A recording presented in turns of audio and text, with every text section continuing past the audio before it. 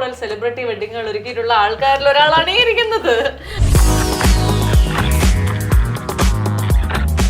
ഏത് സെലിബ്രിറ്റിയുടെ കല്യാണം എടുത്തു നോക്കിയാലും മേക്കപ്പ് ചെയ്തിട്ടുള്ളത് ഉണ്ണിയായിരിക്കും.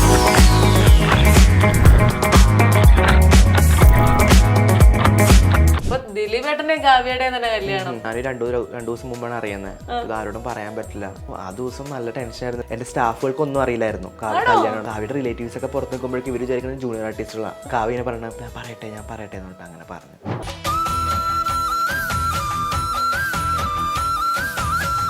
നസ്രിയ ദാ ഇങ്ങനെ ഓടി നടന്നു സുഷിന് ചോറ് വാരി കൊടുക്കുന്നു. ഇവരുടെയൊക്കെ ഒരു ഫ്രണ്ട്ഷിപ്പ് ലൈവായിട്ട് കണ്ടോണ്ടിരിക്കുന്ന ആളാണോ? ക്ലോസ് ആയിട്ടുള്ള ആൾക്കാരുടെ അടുത്ത് എപ്പോഴും പുള്ളിക്കാരത്ത് ഭയങ്കര എനർജറ്റിക് ആയിട്ടുള്ളൊരു ആളാണ്. അതെ. ഈ സുഷിന്റെ കല്യാണത്തിന് ഞാൻ ശ്രദ്ധിച്ചൊരു കാര്യല്ലേ, സുഷിന്റെ ആക്സസറീസ്, അതിന്റെ കോസ്റ്റ്യൂംസ് എല്ലാത്തിലും ഒരു വെറൈറ്റി ഉണ്ടായിരുന്നു. സുഷിന്റെ കല്യാണത്തിന് എനിക്ക് തോന്നുന്നു സുഷിന്റെ ഷർട്ട് ആയിരിക്കും ഏറ്റവും കൂടുതൽ ആൾക്കാർ ശ്രദ്ധിച്ചത്. സാധാരണ കല്യാണത്തിൽ നിന്ന് വ്യത്യാസമായിരുന്നല്ലോ ആ ഷർട്ട്. ഒരുപാട് പേര് അങ്ങനെ പറയുകയും ചെയ്തു.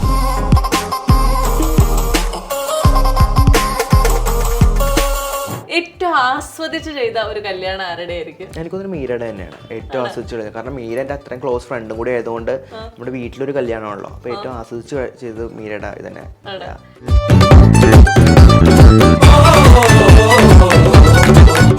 സെലിബ്രിറ്റികളെയൊക്കെ ഒരുക്കുന്ന മേക്കപ്പ് ആർട്ടിസ്റ്റ് കൊണ്ട് നമുക്ക് തൊട്ടാ പൊള്ളുന്ന അത്രയും വിലയായിരിക്കും, ഭയങ്കര പൈസയായിരിക്കും ഇവര് പറയുന്നതെന്ന്. മോസ്റ്റ് ഓഫ് ദ പീപ്പിൾ ഇപ്പൊ കല്യാണത്തിന് മേക്കപ്പ് ഒരു മേജർ ആണല്ലോ. അപ്പൊ സ്പെൻഡ് ചെയ്യാൻ ആൾക്കാർ തയ്യാറാണ്. 25 ലക്ഷം രൂപയുടെ വിലയുള്ള മേക്കപ്പ് ബോക്സ് അല്ലെങ്കിൽ 30 ലക്ഷം രൂപ വിലയുള്ള മേക്കപ്പ് ബോക്സ് എന്നൊക്കെ കണ്ടിട്ടുണ്ട്. ഉണ്ണിയുടെ മേക്കപ്പ് ബോക്സിന് എത്ര വില ഉണ്ടാവും? എല്ലാവരുടെയും കല്യാണങ്ങൾ ഒരുക്കുന്ന മേക്കപ്പിനെ കുറിച്ച് വളരെ ധാരണകളുള്ള മേക്കപ്പ് ആർട്ടിസ്റ്റ് അങ്ങനെ മേക്കപ്പേ ഉപയോഗിക്കുന്നില്ലെന്നാണ് ഞാൻ അറിഞ്ഞത്. സത്യമാണോ? സത്യമാണ്. അതെന്താ അങ്ങനെ? ജർമ്മൻ ഇനി റിസൾട്ടുള്ളടുത്ത് പഠിക്കാം. Neethu's Academy, the best language academy in Kerala. Hello everyone, welcome to the show. ഇന്നിങ്ങനെ വൈറൽ റീലുകളുടെ ഒരു കാലമാണല്ലേ. നമ്മൾ ഈ വൈറൽ റീലുകൾ ഏതൊക്കെയാണെന്ന് എടുത്ത് നോക്കിക്കഴിഞ്ഞാൽ ഏറ്റവും കൂടുതൽ കാണുക സെലിബ്രിറ്റി വെഡ്ഡിങ്ങുകളുടെ റീലായിരിക്കും. ഈ സെലിബ്രിറ്റി വെഡ്ഡിങ് റീലുകളിൽ ഇവരുടെ മേക്കപ്പിലേക്കൊക്കെ ഒന്ന് ചെറുതായിട്ടൊന്ന് കണ്ണോടിക്കുമ്പോൾ സ്ഥിരമായി കാണുന്ന ഒരു മുഖമാണ് ഉണ്ണി PS. അപ്പോൾ നമ്മുടെ ഇന്നത്തെ ഗസ്റ്റും അദ്ദേഹം തന്നെയാണ്. Welcome to the show. ഇത്രമാത്രം സെലിബ്രിറ്റികളായിട്ട് എങ്ങനെ കണക്ഷൻ വന്നേ? അവര് ബേസിക്കലി തന്നെ മേക്കപ്പ് ഇഷ്ടപ്പെട്ടിട്ട് വിളിക്കുന്നതാണ് ഫുള്ളും. യെസ്. ആദ്യമായിട്ട് ചെയ്ത ഒരു സെലിബ്രിറ്റി മേക്കപ്പ് ആളുകൾ ശ്രദ്ധിക്കപ്പെട്ടത് കാവ്യ മാധവൻ ദിലീപ് കല്യാണമായിരുന്നു ആണ്. അതിനുശേഷം അന്ന് കിട്ടിയ ഒരു ഭയങ്കര ഹൈപ്പ് ഇല്ലേ, അതിനുശേഷം അത്രയും ഹൈപ്പ് കിട്ടിയ വേറൊരു കല്യാണം ഏതായിരിക്കും? അത് കഴിഞ്ഞിട്ട് എനിക്കൊന്നും മീരയുടെ കല്യാണം ആണ്. എത്ര ആളുകളുടെ കല്യാണം? അതെ അതെ ആണ്. സത്യം പറഞ്ഞാൽ ഞങ്ങൾ ഇവിടെ വന്നിരുന്ന ആദ്യം തൊട്ട് നമ്മൾ ഏതൊക്കെ സെലിബ്രിറ്റികളെ ഒരുക്കിയിട്ടുണ്ടെന്ന് എണ്ണി എടുക്കാൻ നോക്കി.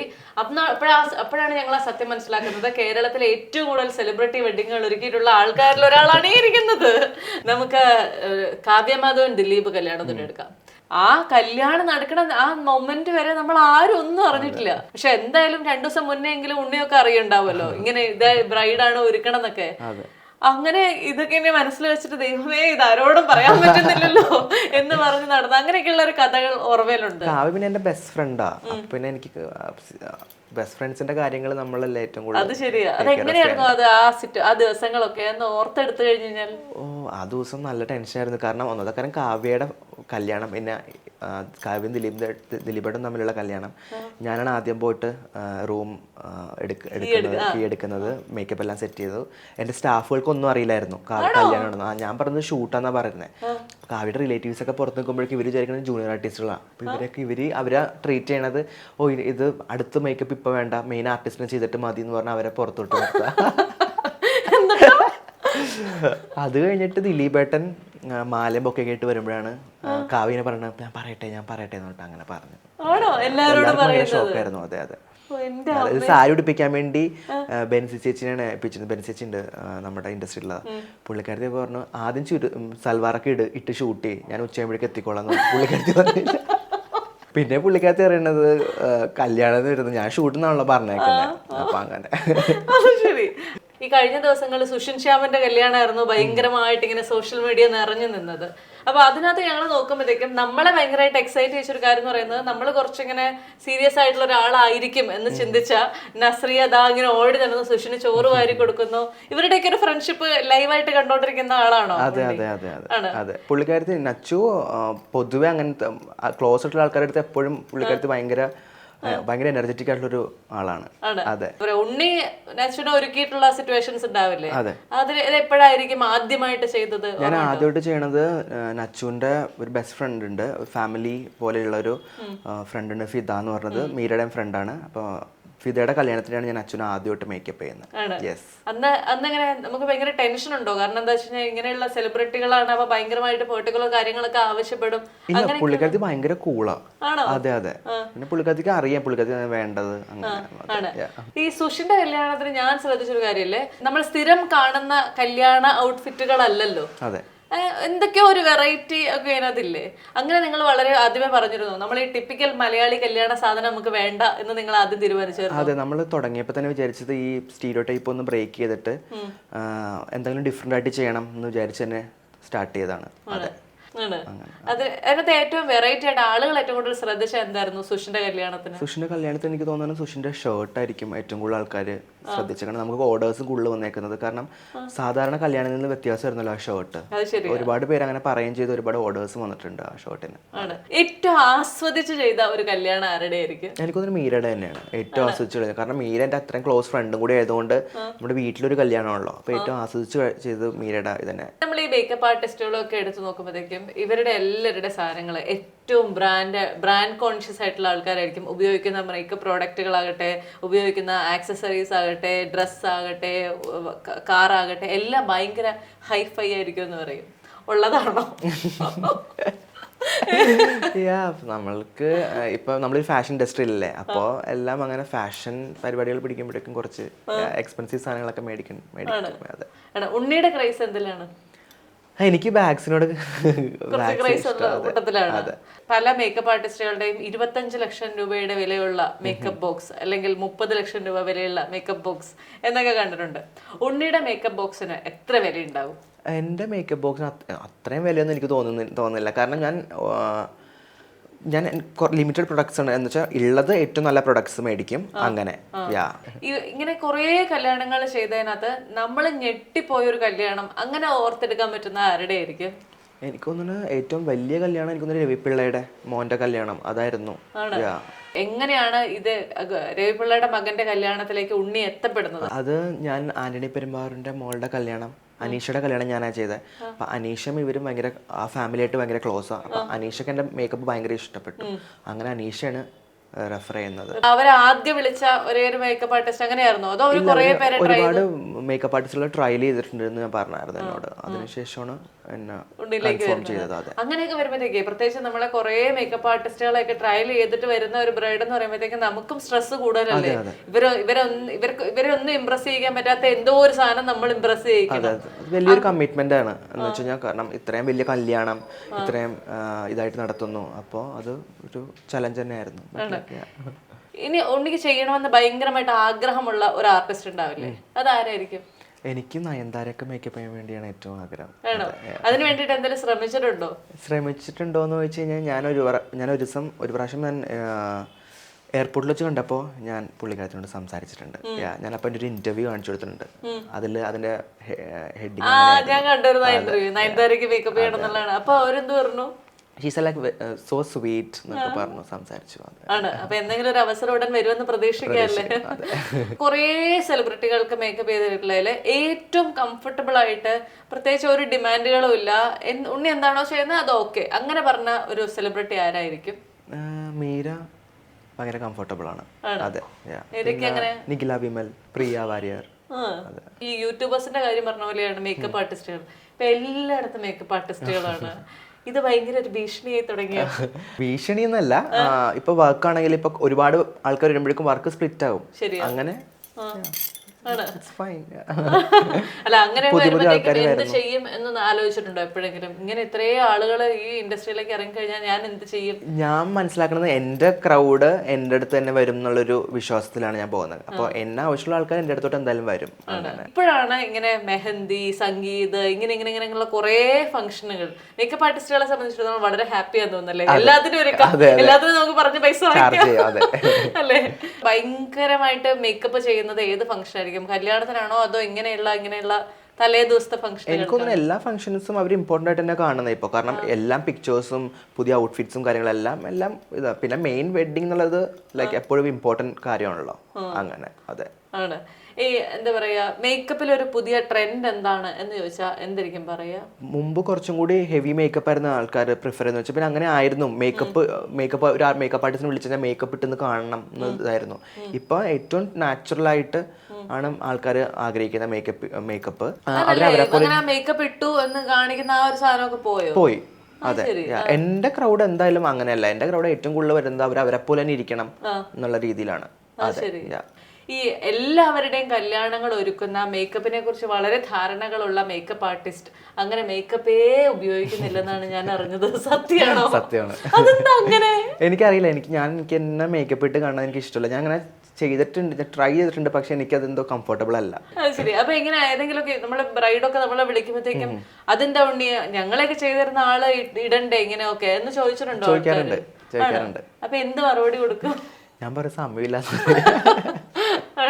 ബേസിക്കലി ഒരു ഇൻസ്റ്റിറ്റ്യൂട്ടിൽ പോയി പഠിക്കാത്ത ഒരാളാണല്ലോ ഉണ്ണി.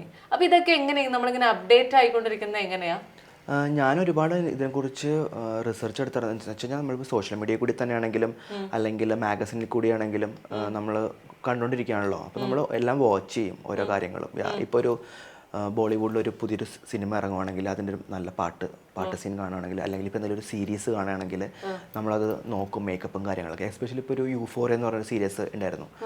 അതിൽ മേക്കപ്പ് ഭയങ്കര ഇമ്പോർട്ടൻ്റ് ആയിരുന്നു. അപ്പോൾ നമ്മളതും നല്ലോണം ഇരുന്ന് നോക്കി. നമ്മളിപ്പോൾ ഒരുപാട് മേക്കപ്പ് സ്റ്റുഡിയോസ് ഇവിടെ ഉണ്ട്.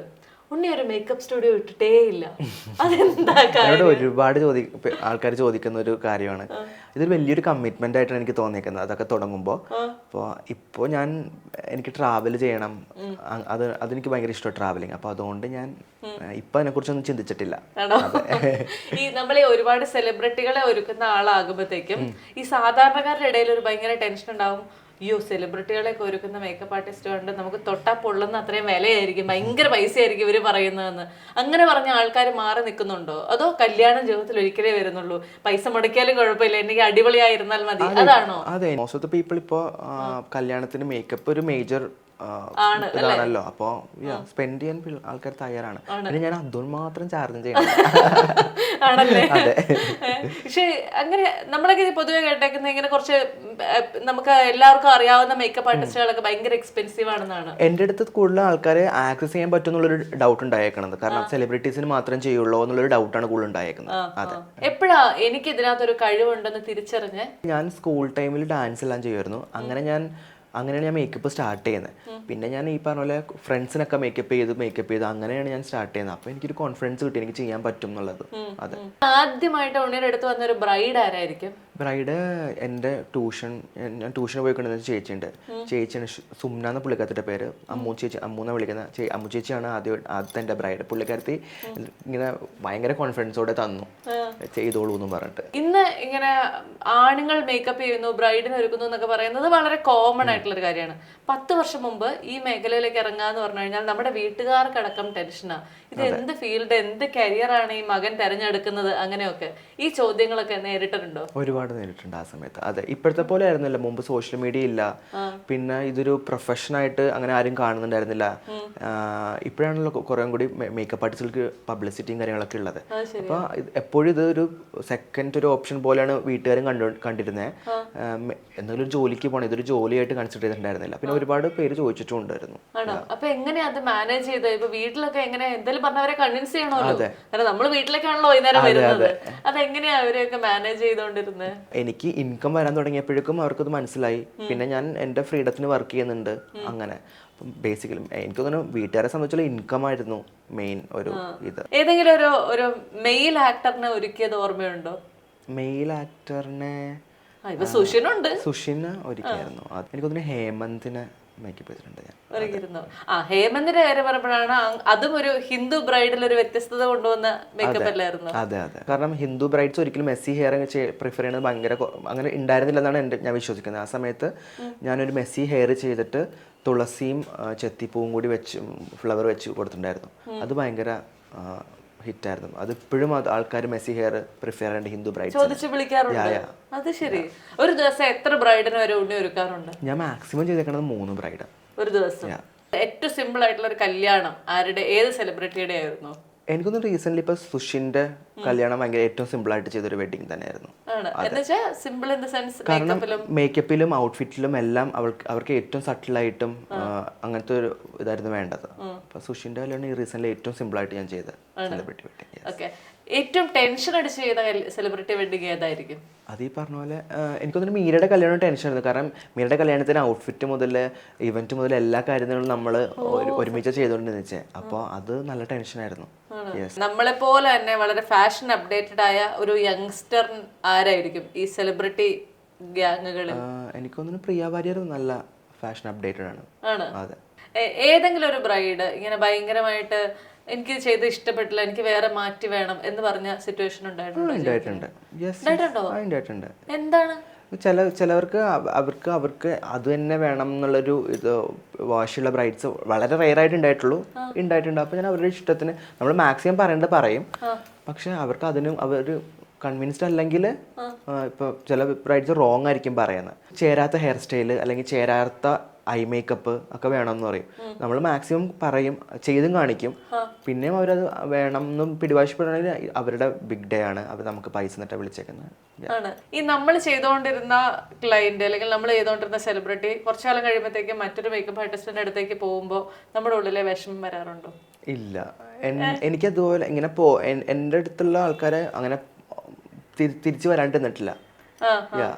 എന്തെങ്കിലും ആവശ്യത്തിനൊക്കെ ആയിട്ട് തിരിച്ചു വരില്ലേ? അതുകൊണ്ട് അങ്ങനെയുള്ള പ്രശ്നങ്ങളില്ല. ഇനി ഇതുവരെ മേക്കപ്പ് ചെയ്തേക്കുന്ന സെലിബ്രിറ്റികളില് ഏറ്റവും നല്ല ഫീച്ചർ ഉണ്ട് എന്ന് ഉണ്ണിക്ക് തോന്നിയിട്ടുള്ള ഒരു ആർട്ടിസ്റ്റ് ഏതായിരിക്കും? എനിക്ക് ആക്ച്വലി എനിക്ക് ചെയ്യണമെന്ന് ആഗ്രഹമുള്ളത് ഫീച്ചേഴ്സ് ഭയങ്കര ബ്യൂട്ടിഫുൾ ആയിട്ടുള്ള ഫീച്ചേഴ്സ് തോന്നിയിരിക്കുന്നത് വിമല രാമൻ. അത് ശരി. മൂക്ക്, കണ്ണ്, പുള്ളിക്കാരുടെ ഫീച്ചേഴ്സ് എല്ലാം ഭയങ്കര ബ്യൂട്ടിഫുള്ളാണ്. അത് ശരി. അപ്പൊ ഏതായാലും ഇങ്ങനെ എന്ത് ചോദ്യങ്ങൾക്കും വളരെ ക്രിസ്പ് ആയിട്ടുള്ള ആൻസേഴ്സ് മാത്രമേ കയ്യിലുള്ളൂ. ഞാൻ ഇവിടെ വെള്ളം കുടിച്ചോണ്ടിരിക്കുക. പക്ഷെ എനിക്ക് തോന്നുന്നത് എന്റെ ചോദ്യങ്ങളെല്ലാം തന്നെ ഞാൻ കവർ ചെയ്തെന്ന് തോന്നുന്നു. ഇനി ഉണ്ണിക്ക് ആൾക്കാരോട് പറയണം എന്ന് ആഗ്രഹമുള്ള എന്തെങ്കിലും കാര്യമുണ്ടോ? എല്ലാരും എന്നെ മേക്കപ്പിന് വിളിക്കൂ. അങ്ങനെ എല്ലാവരും ഉണ്ണിയെ മേക്കപ്പിന് വിളിക്കട്ടെ. ഒരുപാട് കല്യാണങ്ങൾ ഉണ്ടാവട്ടെ. കല്യാണങ്ങൾക്ക് അപ്പുറത്തേക്കുള്ള ഇവന്റുകളിലും പരിപാടികളിലും ഒക്കെ ഉണ്ണി ഒരു സജീവ സാന്നിധ്യമാകട്ടെ. All the very best Unni. And thank you so much ചെയ്യട്ടെ. ജർമ്മൻ ഇനി റിസൾട്ടുള്ളടുത്ത് പഠിക്കാം. Neethu's Academy, the best language academy in Kerala.